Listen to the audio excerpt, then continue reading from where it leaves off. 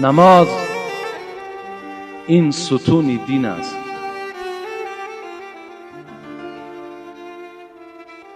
همه ما و شما ستون میدانیم. هیچ عمارت به پایه نمی ایستد. هر یک چیز دنیا به خود یک پایه دارد.